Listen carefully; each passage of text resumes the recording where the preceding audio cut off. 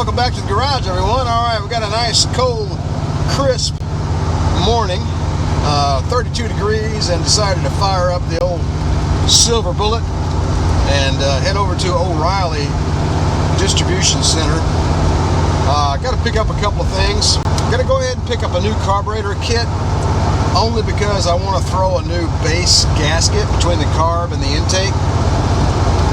I think it's a little questionable. That gasket's been in there for years. I just reused it, and I think it might have a little leak, so we're going to take care of that today.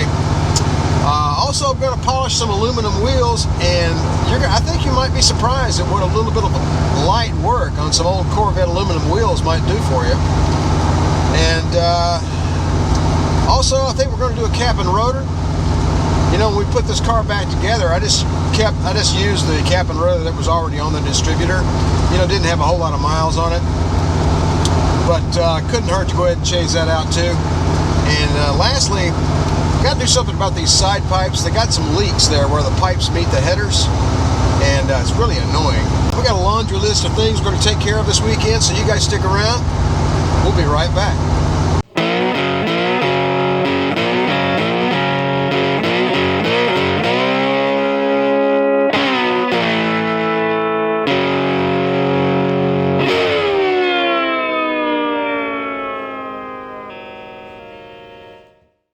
All right, we got some busy work to keep us occupied here for a little while. We got the left front wheel under scrutiny, don't you see? If you look here, not sure if you can tell or not, some of the white haze corrosion there and along here as well. Bottom line, if you can see this sort of speckled mottled appearance, they're just basic age corrosion type stuff. So I'm assuming these wheels were anodized at the factory. I really don't know. You guys can comment down below if that's the case. I can't recall. But a long time ago, a couple of decades ago, I got after these wheels with a high-speed angle grinder and a cotton disc and some rouge, and I polished them, and boy, they were nice after I got done. I put about 4, 5, 6 hours into each wheel, and well, anyway, it's time again to do that. But we don't have to go through such drastic means this time. We're just going to go ahead and use some Mother's standard metal polish and a little cotton thing on a drill, and I think that'll do just fine. If you'd have seen the state of these wheels 20 years ago when I did it the first time, they were literally just white. I mean, they were really corroded. They were nasty. So any anodization or whatever you call it, or any kind of factory coating was long gone and just didn't matter. So I went ahead and just did a full polish on them. Anyway, so this is basically 20 years, you know, after what they look like. Don't, you know, disregard that. The center cap fell off a couple of days ago. So let me show you the rear tire that I just finished. I'm not sure if you can see the difference in the camera or not, but it looks pretty doggone good. That wheel looks pretty good. So let's do a stare and compare. Look at that one. Now this one here has a light shining on it. So, and the other one didn't. The other one I just showed you did not have a light on it, and this one does have a light on it. So, you can tell this is a lot more dull. And the lug nuts are all rusted. And on the lug nuts, I went ahead and got on Amazon and picked up a set of 20 for 20 bucks. That's like $1 a piece. That's a pretty good deal, man. And there they are, right there. I've already got those on there. So, only thing left to do on this one is wash the tire, put a little tire shine on it or something. Oh yeah, and I've also painted the centers black. So this wheel is looking pretty good. Only thing left to do is wash the tire a little bit and shine it up. It should look pretty good when we're done. But for right now, let's go ahead and get this wheel off of here and start polishing her up, and I'll show you what I'm doing. All right, we're not doing anything, you know, rocket science worthy, but we're going to start off with the Mother's mag and aluminum polish. And as you can see, we've been actively using this can. Just got the drill out. Get a little of the good stuff on there. You guys will have to pardon me. I'm getting over a fairly pronounced upper respiratory infection. So let's see where we're going to start. I'm going to start right here just to see, just so you can see the difference in the camera. Go ahead and get some on there first.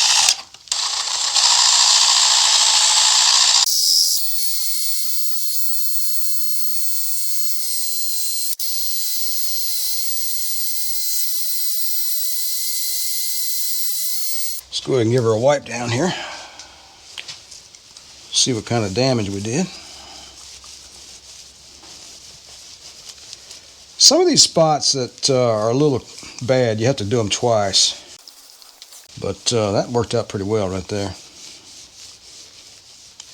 And I'm not looking for showcase here, okay? I'm not looking for mirror gloss. To me, that's not realistic. That's not the way they were made at the factory. They weren't done like a mirror, like chrome. They're just pretty, polished looking aluminum. That right there, to me, looks really good. So that's the look I'm looking for right there. Nice, subtle, nice, clean, well done polish. We're going to get rid of the haze, and we're going to go for that look right there. So that's what we're after.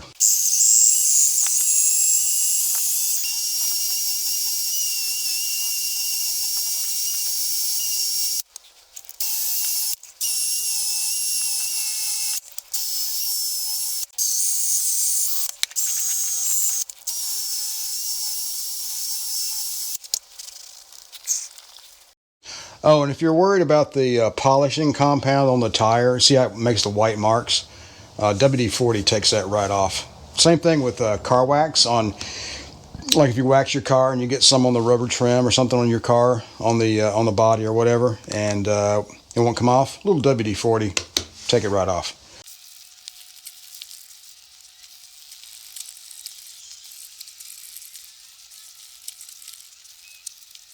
All right, there you go. I think that looks pretty good. I'm not sure if you can tell in the camera, but it looks pretty doggone good to me. It looks way better than it did, that's for sure. And it's a nice, tasteful, classic aluminum shimmer. It doesn't look like a hooker's glossy lips, okay? A nice, classic Gwyneth Paltrow sort of look, if you catch my meaning. So anyway, nice and classy. All right, so next up, I'm going to get a little wax and grease remover here and degrease this center black part, and then we're going to go ahead and get that get a little black paint on that. I'm going to be using this Raptor wheel paint, gloss black, so it's supposed to be pretty good stuff. For 18 bucks a can, it better be. All right, we're going to go for just plain old isopropyl alcohol. This is 91%, so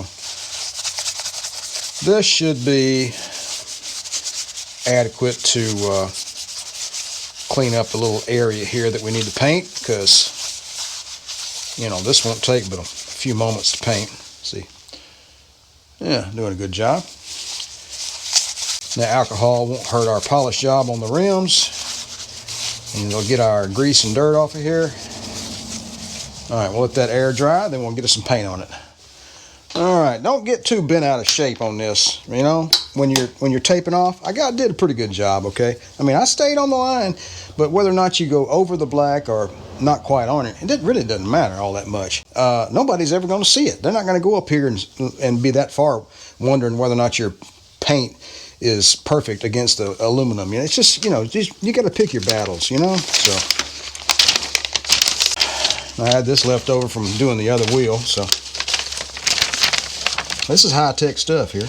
What is this? I think these are leftover instructions on how to do physical therapy on your shoulder.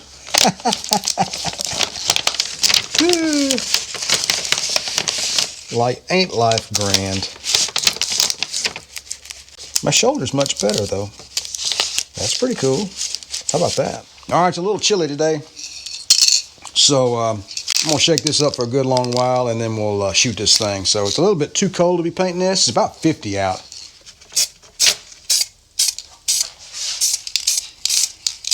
A little dusting to start off with. That'll be good. And I'll come back and put 2 more coats on it, and we'll be done. All right, let's go ahead and get this off of here. Hopefully we can use this for all 4 wheels and I don't have to make a new template. Looking pretty snazzy. There's a little outcrop right there. I'll snip that off with the razor blade. Actually, I take that back, this overspray. And you know what I'm going to do? Nothing, because nobody will ever see it. Let's put it on the car.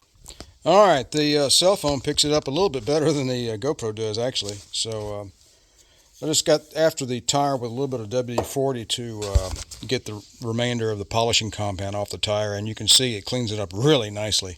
So, and the wheel looks great. So let's go ahead and get it on the car.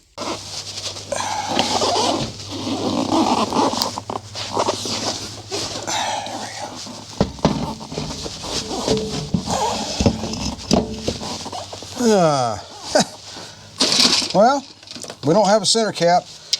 It's on the road somewhere, but I got some on order. But we do have brand new shiny lug nuts, so that's something at least. Just try to put that ugly dust cover out of your mind. I believe I did a better job on this wheel than I did the first one. All right, there we go. We'll get us some center caps in the mail here in a couple of days, hopefully, and we'll be good to go. Man, that wheel looks good, I'm telling you. Holy cow, I'm loving this. All right, here we go. So this is what we got. The side pipes that I installed work great, but have a couple of minor issues. Keep in mind they were used and they're hooker, and they weren't the best quality, but you know, that's what you get when you're cheap. So anyway, this angle here, the exit point here is actually angled up, and really that's stupid. It's a safety issue for the most important thing is a safety issue. Exhaust cast is coming up this way, into the car, you get it. It should be, pointed straight out, or at least downward tilted some. So the bracketry that was already on the headers was bent in a certain angle, and I just wanted to get the thing together, and I just got it on there and got it bolted on and did the best I could without too much work. I wanted to get the car running and driving, and I said to myself, well, I can tweak that later, and well, now is later, so that's what we're doing. So my current plan is to take these off, twist this thing around, get it to the angle where I think it needs to be, and then see how much we need to tweak these brackets. I guess, probably just end up bending them, clearly. And then we may have to elongate the holes a little bit with the Christmas tree bit, and then we'll bolt it back up. And when we put this thing back on the header, we're going to use the Permatex Ultra Copper Gasket Maker for exhaust systems. I did some reading on the forums. Corvette side pipe guys said this worked really well to seal up this junction right here, because I've got a real exhaust leak there. It just drives you bonkers.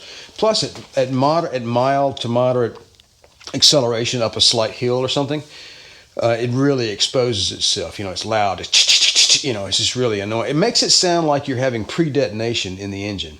It sounds like the engine's pinging, but it's not. It's this. So, if I want to optimize my ignition timing, like I want to do, which is 36 degrees at anywhere from 2,800 to 3,000 RPM, your all-in timing. If I want to optimize that for performance, I can't do it with this condition here, making all this racket. I need to understand whether or not the engine is pinging so I can back it off if I do a test drive. Anyway, enough detail on that, but you get it. So you kind of see where I'm going with this. We need to adjust these pipes, and we need to seal this up. So let's go ahead and get busy here. First thing we got to do is take this cover off, and you've seen me do that a million times. So let me go ahead and take this trim panel off. I'll be right back. There we go. I'm not worried about scratching this up. I really am not. I mean, it's been on there for 46 years. And as long as this part right here is shiny black and that is shiny, what's down here has no bearing on anything whatsoever, because nobody will ever see it. It's covered up by the exhaust system, and it's aluminum. It'll never rust. So no big deal. The only thing I'm worried about is bending it, which is why I'm going to put it over here in the corner. All right, we're going to go ahead and loosen up the clamp. I dare say that's good enough. Won't have to take it all the way off. All right, let's go ahead and loosen these mounts. Now these mounts are like a T-headed bolt. Fits up inside the frame. The frame's got a slot in it. And there's some rubber bushings to isolate the pipes from the frame. So those little mounts are quite spendy, as they say. And they have a propensity to want to sneak themselves up inside the frame rail. Ask me how I know. I'm making this up as I go along, folks, so just keep that in mind. Let's try a hammer. Let's do that.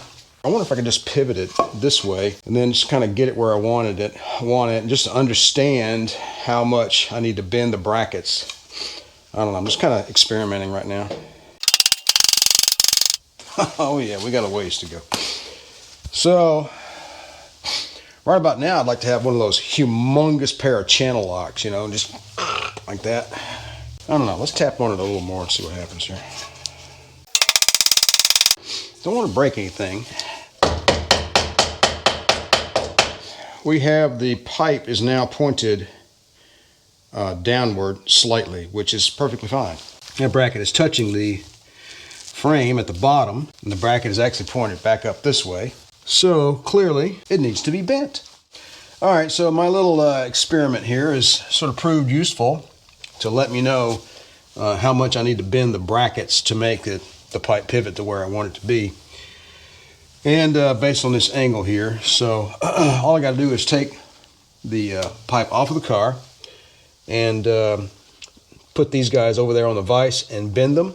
Might have to put a little heat on it. After that, we'll clean up the junction point right there and put some of that copper goop on it, put it back on the car. How hard could it be? Let's go ahead and get these bolts off of here, get this pipe off the car next.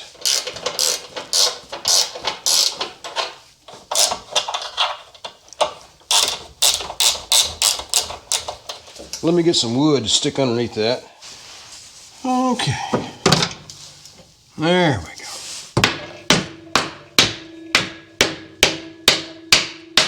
So let's give it a little wiggle here. I don't want to put too much pressure on the headers, you know, on the car, right? So, got a flat punch here, coming off at an angle there. See if I can't compensate there. We can clean up the jagged edge there before we put it back on the car. So, all right, I'm gonna tap on this thing. I'll get it off of here. I'll be right back. All right, I think we got her free here. There we go. All right, I'm gonna go ahead and take this over to the metal bench and see what kind of damage we can do. You know, I'm halfway tempted to crank this up just to see how loud it is. I wonder what that would sound like. One side pipe on and one side pipe off. All right, we got our side pipe in the vise, and we got it all leveled up here. And we've got the exit point pointed slightly downward. The bubble's a little far that way, so that's good too. And we got these brackets here. They're angled up like this, and they need to be farther back like this. So as long as we get the brackets straight up and down, we should be good to go, or slightly to my left. The frame rail on the car, if you put this on the frame rail, is pretty much straight up and down. As long as we got this pointed down the way we want it to go, this is level. You know, if we can get this straight up and down, our pipe should be adjusted properly. So anyway, that's the plan that we have here. Went to Lowe's and got myself a new bottle of MAP gas.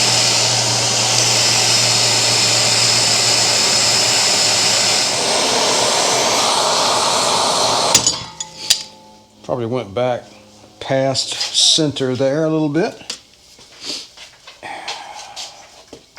Careful, it's hot. Don't melt your level, Harris. Yep. Plastic levels. How silly is that idea? All right, I'm gonna let that cool down. I'm gonna go ahead and start on the other one. I'll be right back. All right, I think we got it done. Hopefully that'll do us well. I'm gonna cool this down a little bit more. And I tweaked this one here 2 or 3 times, kind of line it up with the other one. Anyway, let me go ahead and cool this down. And I need to clean out the inside of the pipe and the exterior of the other one so that they will slide together nice and easy. And then we're going to check and see how well we did. And then we'll pull it apart, and then we'll put our copper exhaust sealant on. All right, so that's my basic process. Yeah, it's still a little bit hot, isn't it?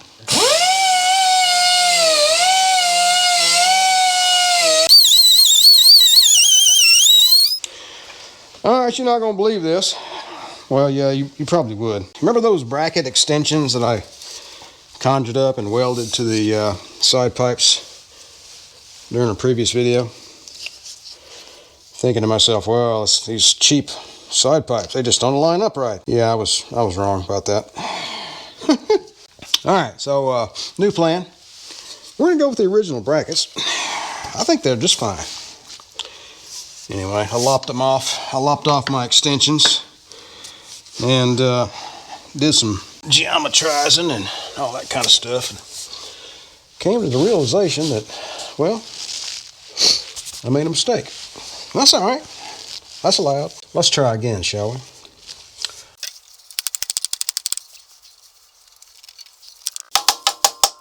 So now my pipes are clearly pointed in a downward position. I have no idea what I was thinking last time. I guess I just didn't know what I was doing.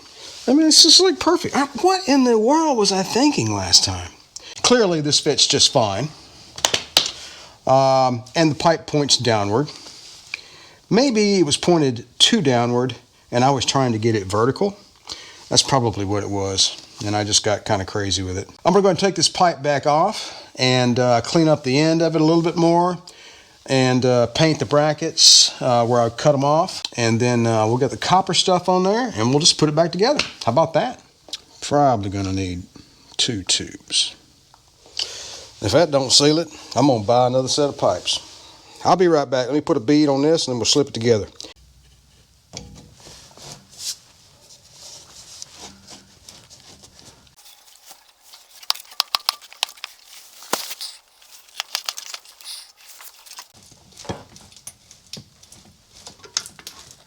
Got plenty of squeeze out, didn't we? These little T-bolts are a real pain. All right, after a very long time, I was able to get the fasteners started. All right, last bolt. Got to put the clamp bolt back in there. See how well this is going to go. It's a little goopy under there. I'll take that back, it's a lot goopy. I guess we can wipe that off. Well, hopefully that'll be tight enough. All right, so clearly we have a rather odd looking line of copper colored goop on our pipe here. I'm not sure paint will stick to it. It might. I guess it's silicone based, so that means paint probably will not stick to it. But then again, this part on the outside doesn't need to be here anyway. It's the part on the inside that we're interested in, so nobody's going to be crawling around underneath the car. Then why are you wiping under? I don't know. Can't help myself. So I'm going to put side pipe covers. This is going to be painted black again. And I'm going to have side pipe covers that'll basically run from here to about here. So in my mind, I had been planning on covering up this bit all along anyway. I just hadn't bought the side pipe covers yet. So they're heat shield is what they are. So, all right, let's go ahead and get this trim plate back on, and then we'll do the other side. All right, pretty much a rinse and repeat here on the driver's side. Let's go ahead and get this trim panel off. Now, this side's a little different. I may have to take the wheel off, or not. Never mind. And we'll go ahead and get the clamp undone. Let's go ahead and loosen our brackets here. And since we learned a lot on the other side, I'm just going to take this off the car, take this over to the metal bench, and I'm going to cut these brackets off straight away and then put it right back on the car. Hopefully this will go nice and quick. Okay, let's just bang on it. That seems to work well when we bang on it.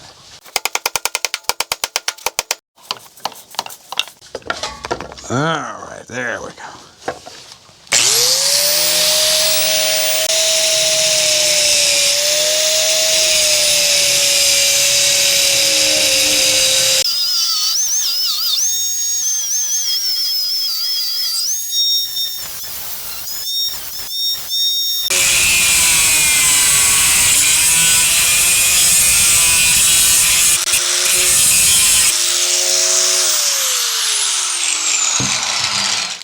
Let's get a little high temp, flat black VHT paint on there. bare brackets there. Nice and hot, ought to dry quickly.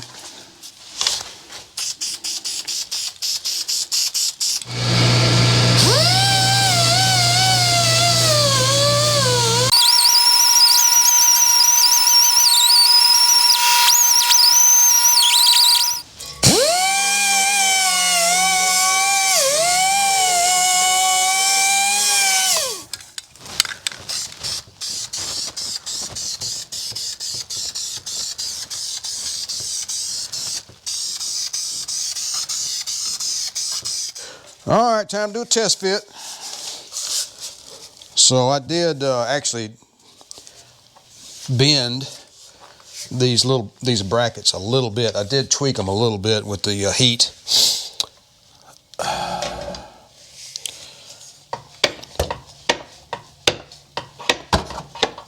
How far do we go? I think my line is about right there. So.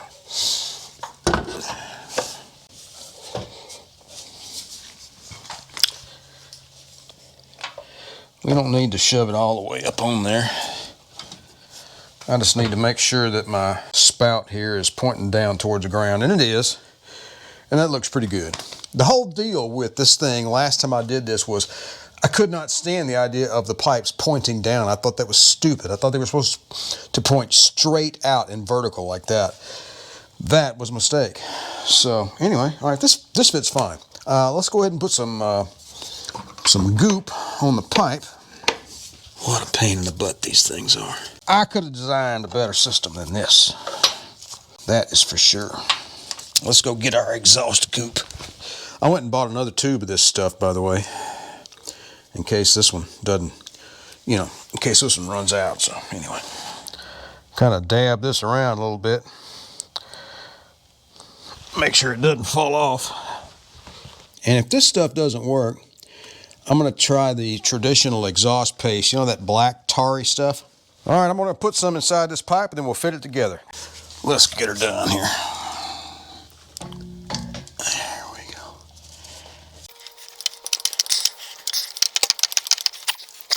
Let me get an eyeball on the other pipe over here. So, yeah, that's about right. Now, if we can keep from pushing the fasteners up in the car, it'll be a home run. We can go a little more. All right, I got it hanging on the bolts there. Let me go ahead and finagle these nuts and washers and whatnot on here and get this thing tightened down.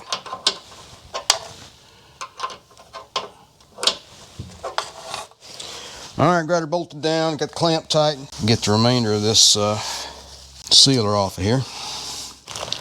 Hey, how about this? Look what came in the mail.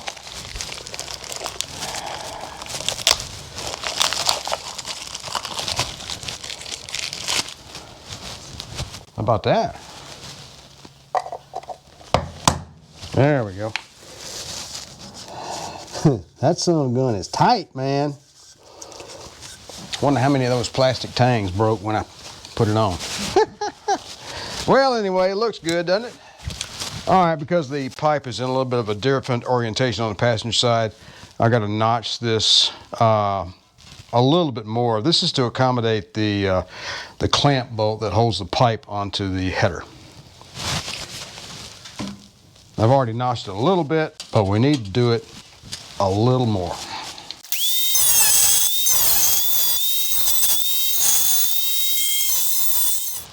All right, we're done. We got the pipes back on and the trim panels back on. All in all, I'd say it turned out really well, but I'm not going to fire the car up until tomorrow because I want this sealant to give it time to set up. So got a new coat of paint here on the pipe, and got the exit point pointing downward as it should be. Previously I thought it should be vertical, and well, that was just a mistake. And anyway, pointed slightly downward. Kind of a safety issue, really. Exhaust gas is pointing up, it's going to come in the window. Has a propensity to do that anyway, so that's kind of safety, kind of looks, a little of both. Anyway, you get it. And of course, we got the passenger side done as well. I think the down tilt on this one is a little bit more, but you can only look at one side of the car at one time, so I don't guess anybody will notice. Probably shouldn't have said anything. If it's cold in your shop, put one of those U-Haul blankets down and lay on that. Man, that thing worked out really well. The star of the show, the U-Haul blanket. All right, we're back. Gonna do a cap and rotor on the old Corvette. Clearly I have the distributor cap off of the car already. Not a big deal there. A little backstory here. This distributor cap has been on this car so long I can't recall when I replaced it, to be honest with you. This Coil cap is the original one that came with the car. Delco Remy, made in USA, at least as far as I know. Because when you change out a cap and a rotor and everything, that gets transferred, the cap and the coil and all that stuff, it gets transferred to the new cap, because on a GM HEI type ignition, the coil is in the top of the cap here. So if you didn't know that, it's not a huge deal, but it's part of the reason I didn't change this thing out until now, because I just didn't want to mess with it. Just kind of a hassle. I kind of filed down or put some sandpaper on these contacts in here, and they don't look the greatest, and quite frankly, that was kind of a hack job, and I'm not proud of it. So what we're going to do is pick this up at O'Reilly. Fast fuel air spark technology. Imagine that. I had actually never heard of these people, but apparently they're part of the Edelbrock group. All right, so my dadgum microphone crapped out on me. Battery went dead, so I've been chattering away. That leaves me with a decision of whether or not I want to put all this stuff back together and say it all again, which I don't. All right, so I'm not going to dub over that stuff. That's just silly nonsense. So this coil is adhered into the top of the cap with 4 self-tapping screws. It's very simple. And these electrical connectors here simply rest down in here, and you can lift them out with a little screwdriver. Not a huge deal. Inside your cap, you'll note that you have a ground strap here. And on the new cap, that ground strap does not exist. So we have to remove the ground strap from our old cap. And we'll use our little pry bar action. Look at that. Look at that. We need to tap this out of there. There we go.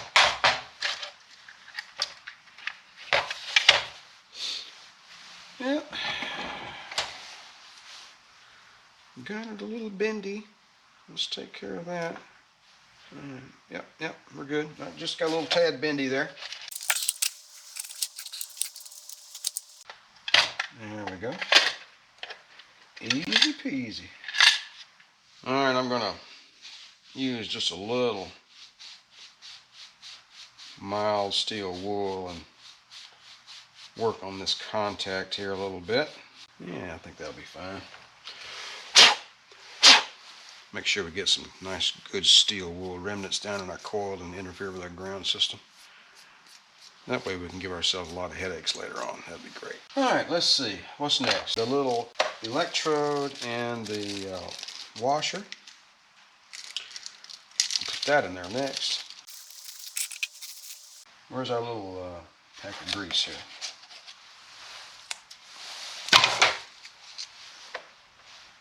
Alright. Guess we'll do both sides. The spring up through the hole there. That electrode length about the same. Yep. It looks a little different now for some reason. Not sure why. See, I guess we'll put a little bit of this same this was dry, by the way. There was nothing on this at all. It was there was nothing on it. How much of this are you supposed to use? I don't know. I haven't done this in so long. It's just ridiculous. Alright. You know what I forgot to do is I grabbed my meter a while ago. I was going to test the coil. Come on, meter. You can do it. Alright. 0. Very good. So the reading between these two wires here is tack and bat. It's supposed to be something a little over 0, basically, and less than 1 ohm. So that says 0.2. And then a different location on the conductor here. That says 0.3 there. So from what I saw online, that seems normal.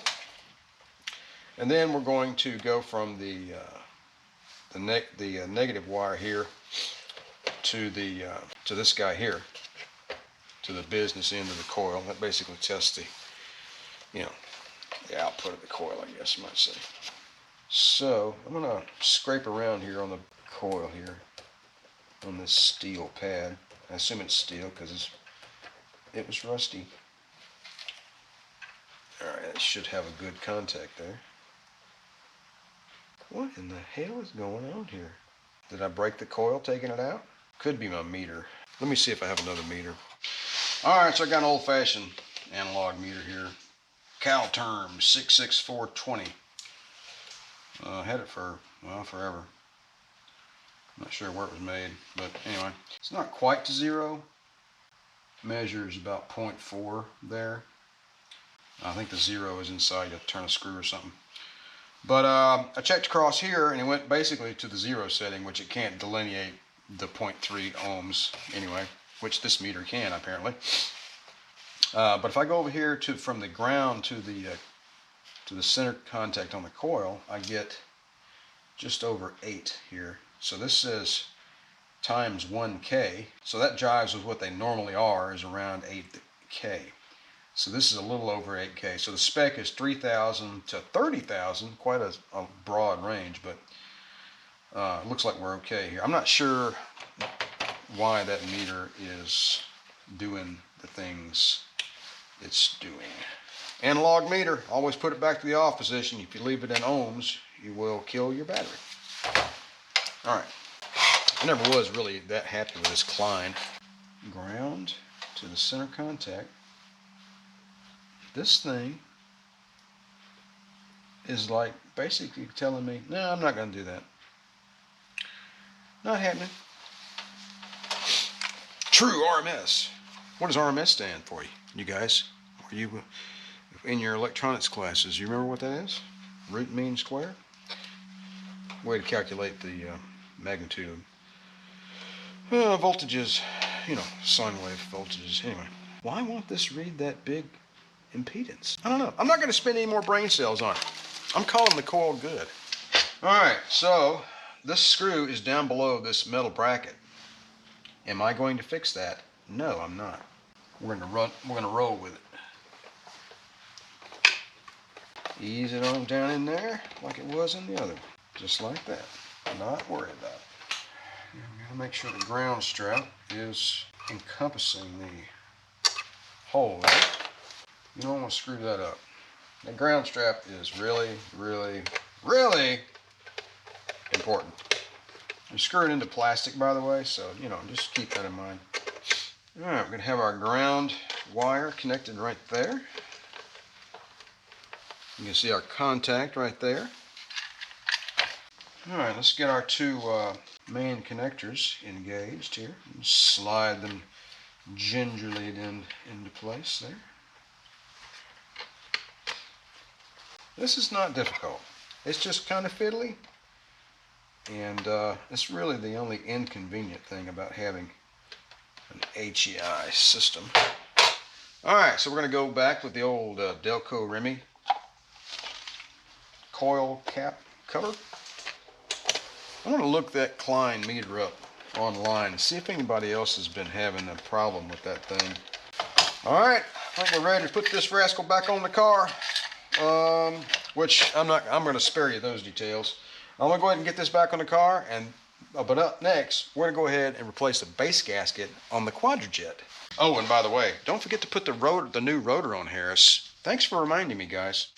All right, go ahead and I've already loosened the fuel line and vacuum hoses and all that kind of stuff. So I've got these two bolts out of the back that holds the accelerator bracket. Now I'm going to take the two front bolts out.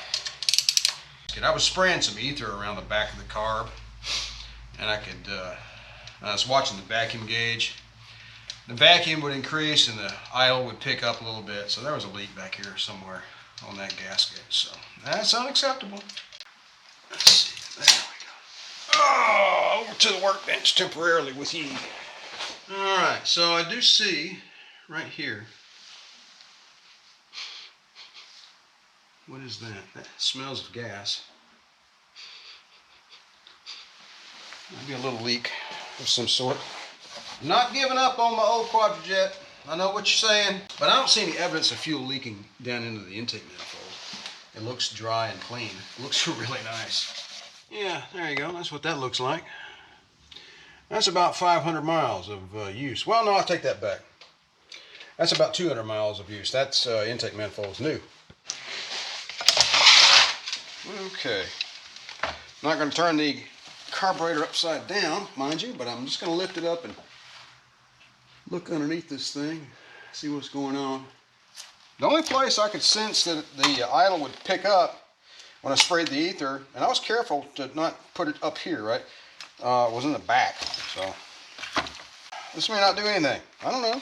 You know, this gasket's been on there for forever, and it tore right in there. This is paint and stuff from like years and years and years ago. Yeah. All right, well, anyway, whatever. Let's just put a new one on. Walker Fuel Systems, you know. 15601C, made in the USA, baby. If you crack this seal open, you can't take it back. No going back now. All right.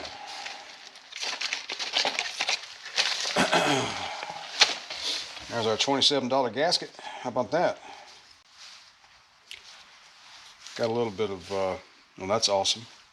See that right there? Defect. That is not the sealing part. This is the sealing part, all right, for the air and stuff. So I think we'll just go ahead and use it anyway, even though it has a little minor. I'm not too thrilled about that. I'm not going to let it bother me too much. Anyway, let me go ahead and put this over on the engine real quick. All right, so I did find something interesting. There's 2 screws on the base plate that holds the base plate to the carburetor, and one of them was loose. And I mean loose, like, you know, like that. I'm like, okay, well, that's not cool, man. So, hey, we found a problem and we fixed it. So, will it help? I don't know. All right, let's go ahead and put this thing back on the car.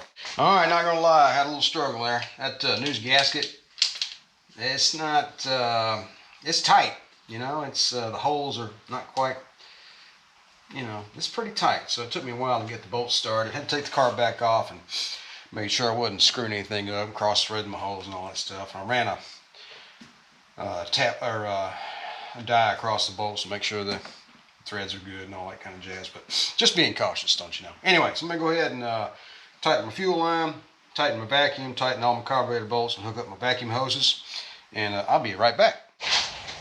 All right, got it hooked up, and got the power battery reconnected. So let's see how well we did here.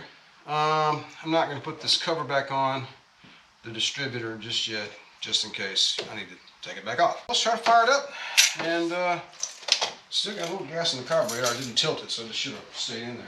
Let's see what happens here.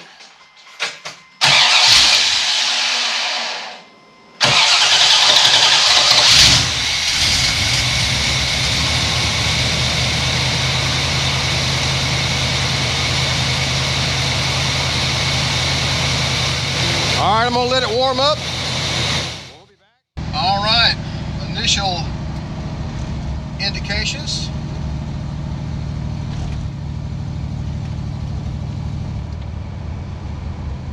I did not hear the side pipes fluttering away as I went up that short hill in 3rd gear. It's a pretty steep hill, by the way, so it kind of lugs it down, you know. So we're still on choke here.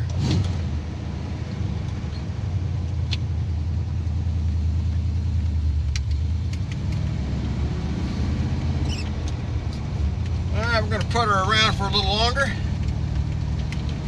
See what kind of new sounds I can discover now that my side pipes aren't fluttering away so rapidly. I will say this, it is quieter. It is definitely quieter. I want to hear the burble from the back end of the pipes, not the fliffity flaffity from the anywhere in between, if you know what I'm saying. This stupid carburetor, though, just will not idle down. There's something wrong with it. Sometimes it does, sometimes it doesn't. Just can't figure it out. It's just got problems.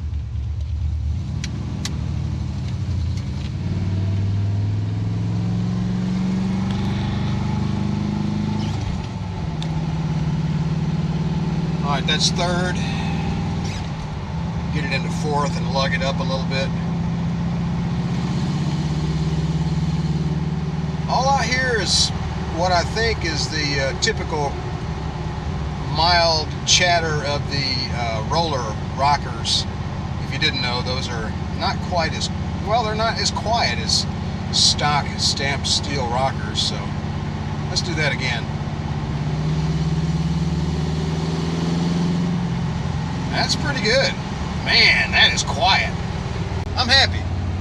I'm not happy with the carburetor, but I'm happy with the other stuff that we did today. But I tell you what I am going to do. Here come the first of the year.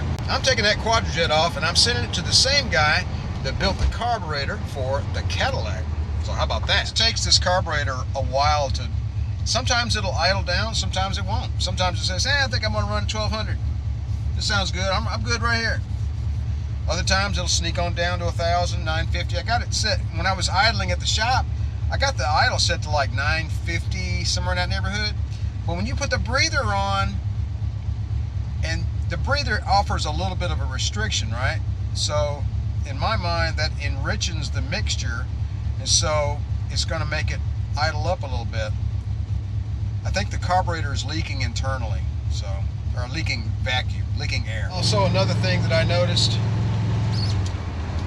when you let off the fuel, when you let off the gas, when you're shifting through the gears, you would hear the back pressure sneaking out of the joint between the pipe and the header. It would, it'd flutter every time you, between shifts, it was really loud, and it's not doing that now. So I think our little seal-up job was pretty successful. All right, I'm gonna finish up my little test drive and get back to the shop. I'll be back shortly.